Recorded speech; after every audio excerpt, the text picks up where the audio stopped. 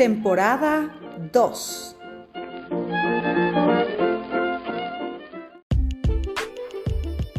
Bienvenidos al podcast Despertar Quantum, donde te acompañamos en cada emisión a despertar tu conciencia con ciencia de nueva generación, como epigenética, física cuántica, biorreprogramación, el estudio del árbol genealógico, neurociencia, psicología evolutiva y muchas más herramientas y técnicas para tu desarrollo y descubrimiento personal.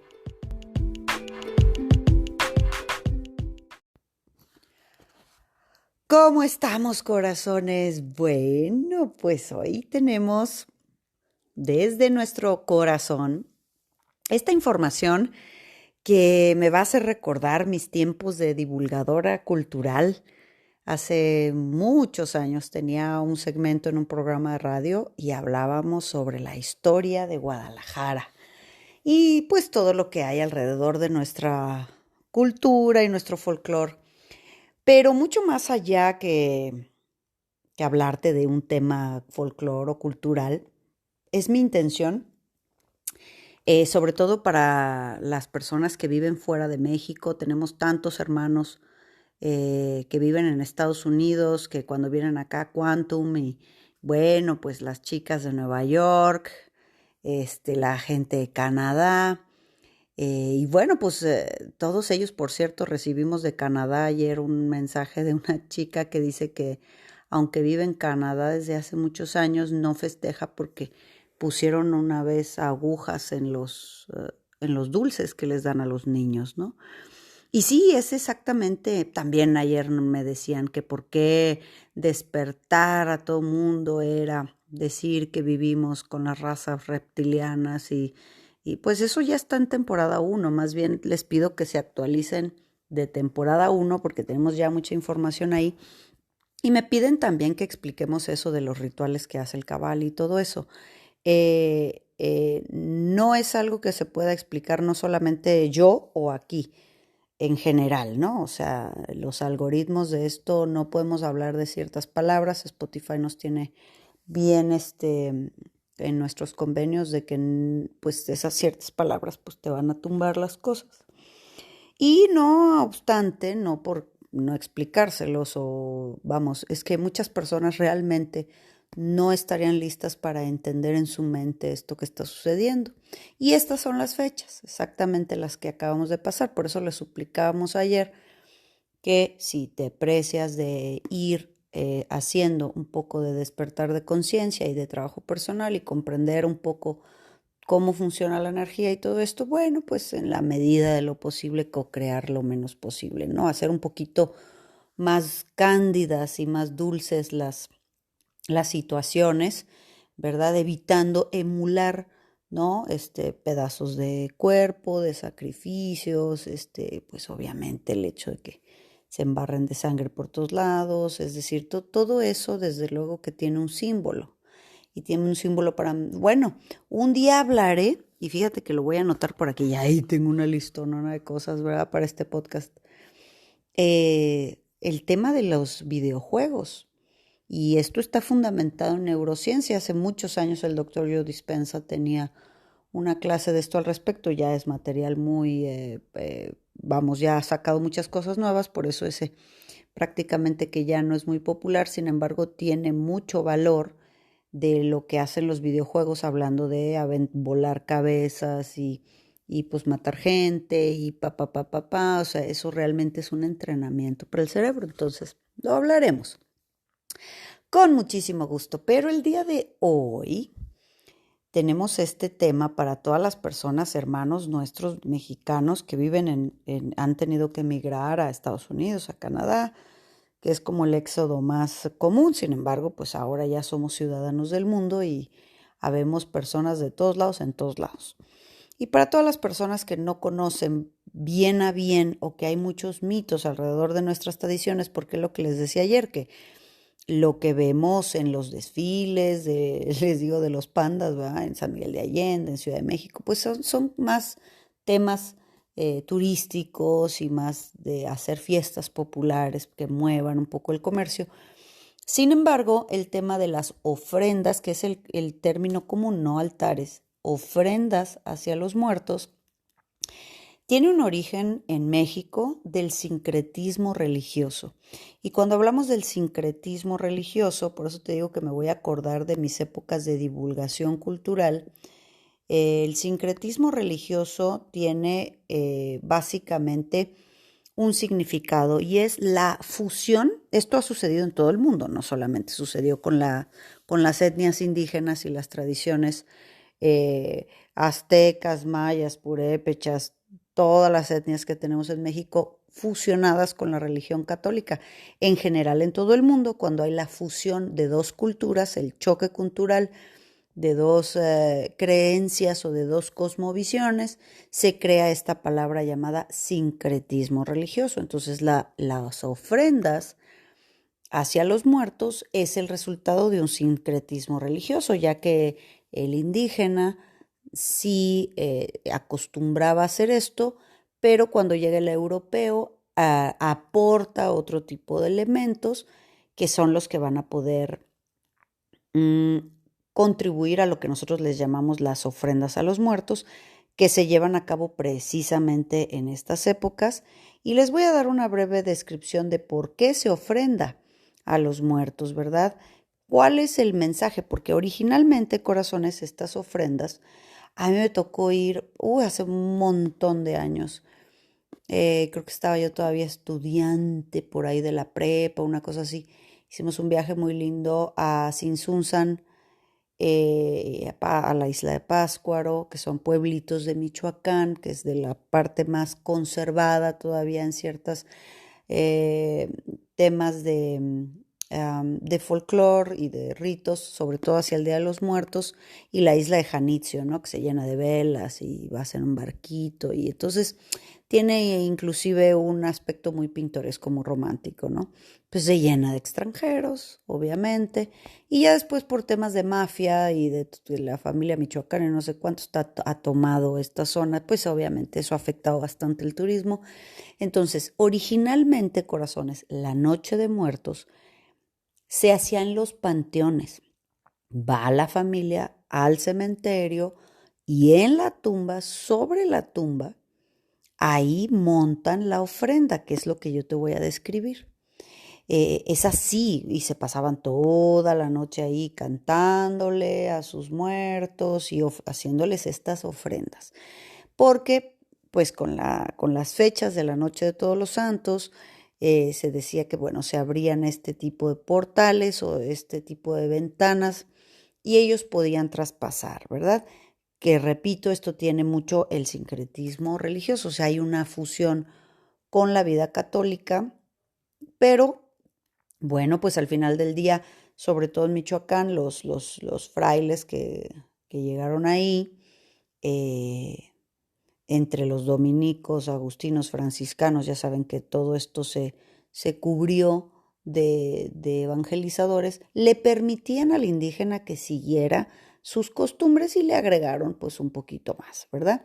Después esto se llevó a las casas. Las personas, si no iban al panteón, en la casa montaban una ofrenda.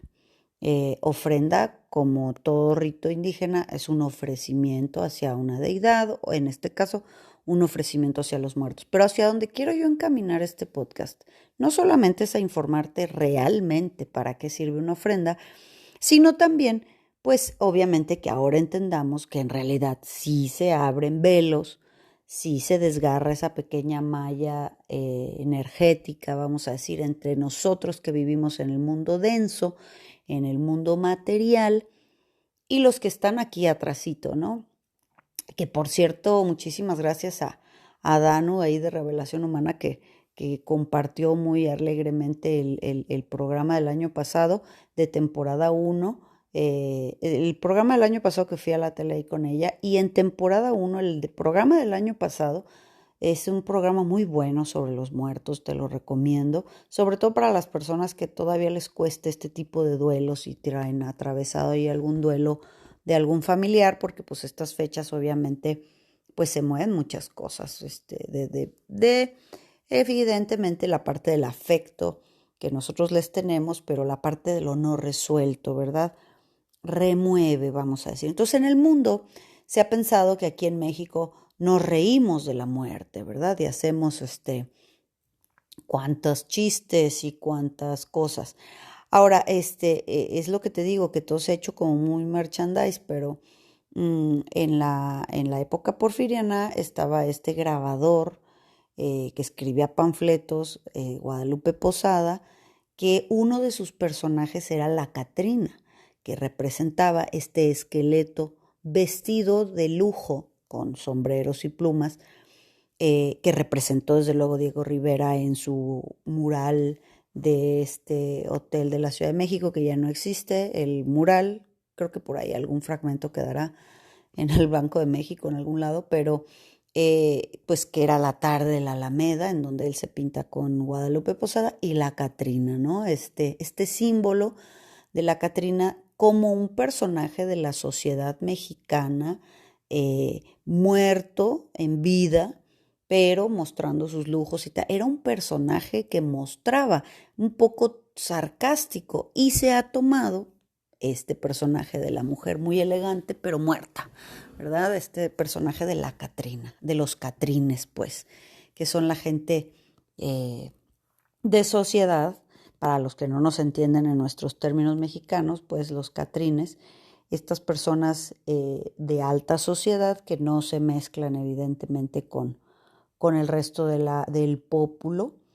Y todos estos elementos los hemos traído a la fiesta de muertos, pero en realidad esto que te voy a contar, de hecho, vamos a decir que la fuente original de esta información que te estoy dando es el Instituto Nacional de los Pueblos Indígenas aquí en México, que bueno, pues nos narran y nos dejan que cuando nosotros ponemos ofrendas a los muertos es una especie de diálogo entre estos dos puentes que hay de vida, entre la vida que tenemos aquí material y ellos en su estado sutil, y pues obviamente compartimos nosotros con los muertos el pan y la sal, las frutas, los manjares culinarios, el agua y obviamente si son adultos nuestros fallecidos, pues el vino, ¿verdad? Entonces es una forma de dialogar con su recuerdo, es una forma de dialogar con su vida, de recordarlos, qué gustos tenían. Y vamos a decir que esta ofrenda es un reencuentro, que pues con este ritual se conserva esta persona en la memoria familiar, ¿no? Entonces, como te decía, este Día de Muertos es una mezcla cultural entre los europeos que pusieron estos elementos como las flores, las ceras, las velas, las veladoras, todo eso venía de Europa, ¿sí?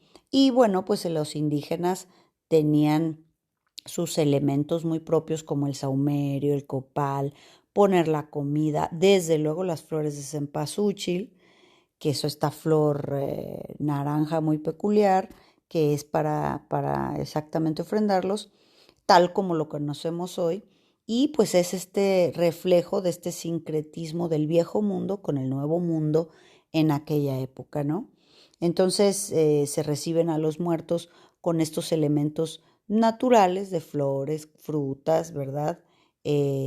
Muchas veces incluimos también los olores, las fragancias, ¿verdad?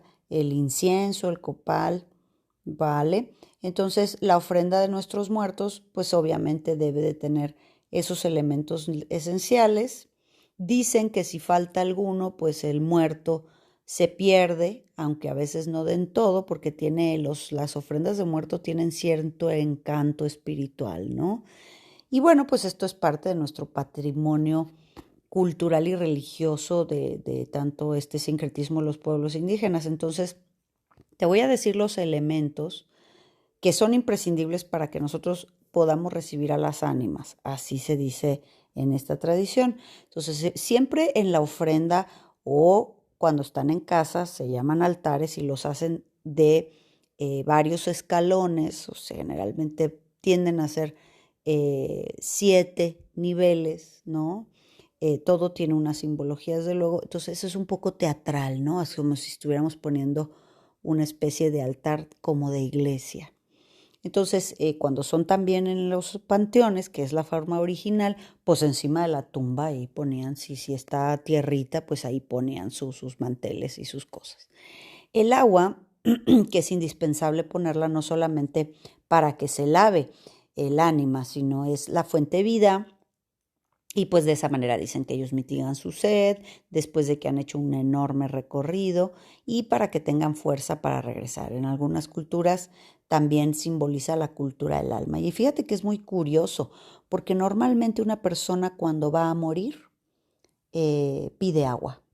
Yo lo he visto un montón de veces y hay médicos que también comparten esta idea. Luego también necesita sal. A veces se hace una cruz de sal o se hacen varias cruces de sal.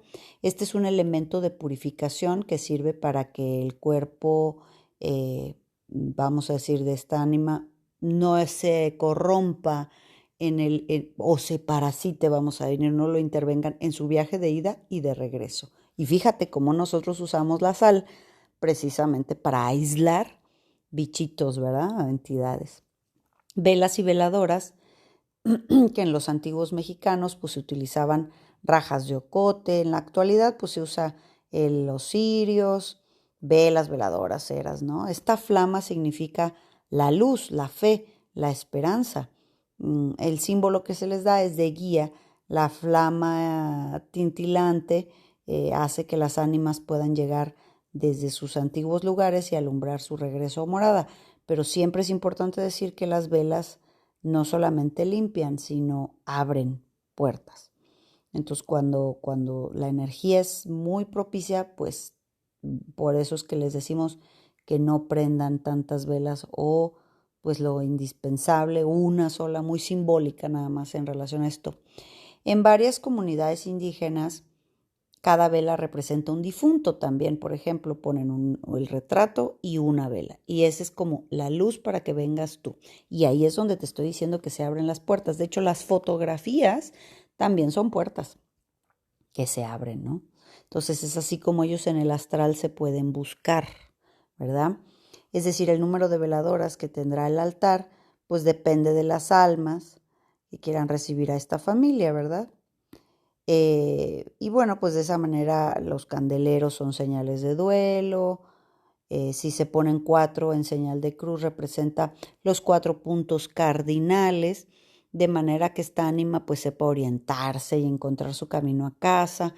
El quemar copal e incienso normalmente en el mundo indígena se ofrecía a los dioses.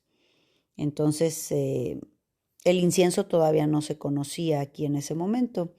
Entonces, todos estos olores subliman a la oración, a la alabanza, ¿verdad? Son fragancias de reverencia, muy ritualísticas. También, obviamente, no puedo dejar de decirte esto, que el copal y el incienso, pues obviamente sirven para limpiar de espíritus negativos y así el alma pueda llegar sin ningún peligro. Entonces, por eso esos panteones que olían a copal, bueno, yo hace años que no voy a ningún recorrido de estos ya, pero era impresionante, ¿no? Ver todavía este rigor ritualístico tan arraigado en la mente de las personas. Las flores, bueno, pues son un sentido de festividad, de traer colores, aromas, adornan y le dan un poco de alegría, porque el naranja, pues es un color, ¿verdad?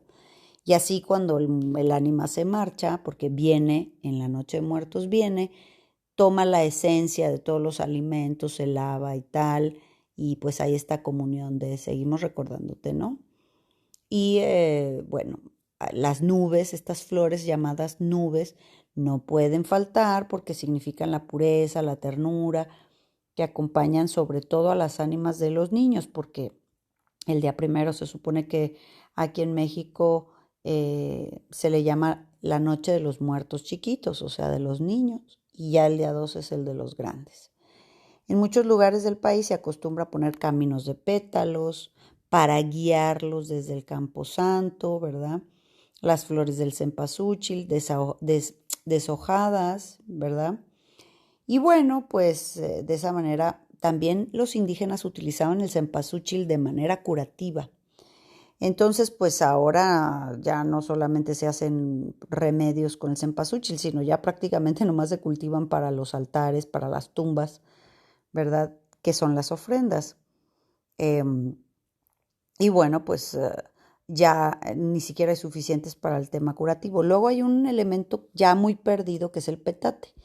El petate, para quienes no lo sepan en México, que no vivan en México, el petate es como un tapetito, valga la redundancia, es un tapete un poco como los mat, estos orientales, pero obviamente en donde aquí los indígenas se dormían. El petate tiene varias funciones. Ahí se dormían encima, también pues se sentaban ahí como mesa, ¿verdad? A comer. Y como mortaja. Entonces cuando se moría la persona, pues ahí en su petate, por eso se dice se petateó o lo petatearon. ¿Por qué? Porque en el petate donde dormía, pues simplemente lo usaban como manta, como taco, y lo amarraban y con ese petate pues ya lo metían al hoyo de tierra y se acabó. Entonces ya nomás se veía que asomaban los piecitos, pero ese mismo petate se usaba como mortaja. Entonces este particular día, pues ponen el petate en la ofrenda, sobre todo si es en el panteón, ponen el petate como símbolo de la mortaja en el que todos un día acabaremos, ¿verdad? Para los niños, los muertos chiquitos, pues ponen a los perritos squinkles, ponen a los muñequitos de barro para que puedan jugar, muy pintaditos. El pan, que aquí se llama pan de muerto, para ese día es un ofrecimiento muy fraternal. La iglesia lo presenta como el cuerpo de Cristo y todos estos temas. Y bueno, pues estos panes de muerto simbolizan también. Hay varias formas de panes, las cañas, los golletes, que son eh, o son pantlis también, que son como huesitos de muerto, son muy tradicionales en el centro de México. Y bueno, pues es importante entender que sí se ponía un retrato pintado antes y ya que hubo fotografía, pues ya ahora se ponen las fotos, pero lo ideal es no ponerlo ahí, sino nada más se ponía un espejo y el espejo tenía que estar reflejando hasta donde estaba la foto. O sea, en estricto sentido en el altar se ponía un espejo y ese espejo se dirigía hacia donde estaba el altar porque tiene el sentido de que lo podemos ver, pero ya no existe, como si tuviera esta entidad un poco fantasmagórica, ¿verdad? Y bueno, también se ponían la imagen de las ánimas del purgatorio. Esto ya tiene más un tema religioso, también se ponía una cruz de ceniza, ¿verdad? Para ayudarlo a salir del purgatorio en el caso de que estuviera ahí. O sea, si no era bien portado el muerto tú, ponle la cruz de ceniza y la imagen de las ánimas del purgatorio para que a ver si ya lo sueltan, ¿verdad? Bien, bueno, también se les ponía imágenes de santitos, ¿no? Y que pues, un poco de interrelación entre los vivos y los muertos, ¿no? Y bueno, pues también ya la comida, lo que le gustaba, ¿no? Bueno, mole con pollo, de gallina, o sea, el mole es esta salsa muy tradicional mexicana que está hecha a base de chiles y cuantas cosas se te pueda imaginar que metieron ahí en el mole y con chocolate. Lleva tortilla, lleva o pan, lleva mil cosas esa salsa. Es muy interesante la historia del mole. Pero bueno, al caso, bueno, se le ponen las calaveritas estas de azúcar muy tradicionales que acabarán siendo chinas y de plástico, ¿verdad? ¿Por qué? Porque las calaveras, las chiquitas, estaban dedicadas a la Santísima Trinidad y las grandes al Padre Eterno. Entonces, al poner las calaveras era este símbolo de las deidades que se les acomoda. Ponían un aguamanil con jabón, con una toalla que para que se hace antes de disponerse a comer. Siempre se les ponía licor, ya sabrás que llegabas a los panteones y veías pues puras tumbas de borrachito tú, porque estaba el tequila para todos lados, ¿no? Es muy divertido que de repente les ponían ahí sus cigarros y bueno, las cruces grandes de ceniza, como te decían, sirven para que el ánima llegue hasta el altar y entonces en esa cruz de ceniza pueda expiar sus culpas. Ya ves que o los ayudas a salir del purgatorio o con la cruz de ceniza pues podían expiar sus conflictos pendientes con los vivos. Fíjate qué creencias, ¿eh? Qué interesante. Y bueno, pues el papel picado o flores de tela, ¿no? Inciensos, ropa limpia de la persona, ¿no? Es un poco así un tema teatral. Con los muertos chiquitos pues se les ponen juguetitos, ya dijimos, alimentos dulces muy propios para los niños, ¿verdad? Y bueno, pues así es característico que muchos de estos elementos van a conformar lo que se le llama la ofrenda al muerto. Aquí lo interesante es ver, por ejemplo, estaba revisando hace un tiempo que en un país oriental, de las islas, no creo que sea de la Tailandia, por allá, sacan al muerto, o sea, literal lo sacan del huesitos y lo visten y se sacan fotos. Es decir, nosotros pensamos que ya teníamos rituales hacia los muertos, pero hay montones de países en donde le hacen toda una parafernalia al muerto. Qué interesante, ¿verdad? Pues así es, corazones. Nosotros les invitamos que si son ustedes de estas costumbres, tomen en cuenta lo siguiente, y con esto quiero cerrar. Se dice que los recuerdos se llevan en el alma, y también nos dijo Jesús que había que dejarlos descansar. Pero los ritos y las tradiciones nos obligan de repente a sentir que tenemos que hacer cosas. Yo te recomiendo que hagas lo que para ti se sienta mejor. Formamos parte de años y años de tradiciones, desde luego. México se caracteriza por esto, pero te invito a que lo hagas de manera genuina, no por una moda, no por subir la foto a tus redes. Que montes una ofrenda porque realmente lo sientas. Y cada año va cambiando. Yo desde que está grabado en el podcast, en el año pasado, en el capítulo, me parece 500, si no me equivoco, o sea, 500, sí, que entregué las cenizas de mi papá al mar, el mayor acto de honra que le puedo hacer, uno, es tomar profundamente la vida que me regaló, y todos mis parientes muertos, porque ya tenemos más del otro barrio que de este lado, ya llenaríamos la mitad de la casa con las fotos y todo. La mayor honra que en mi particular forma de sentirlo es, sobre todo por cómo han estado los movimientos energéticos, mi mayor regalo es dejarlos descansar y siempre, claro que sí, recordarlos, no solamente a través de un día, de una festividad, de un egregor, no solamente a través de lo que nuestra cultura nos marca. Más que hacerlo en un solo día, hay que hacerlo todo el año hablar de sus historias, darse cuenta que ellos están en nosotros, vivimos porque nos regalaron la vida. Y un día nosotros tampoco vamos a estar aquí y nos va a encantar que cuenten nuestras historias, nuestras travesuras, nuestras anécdotas.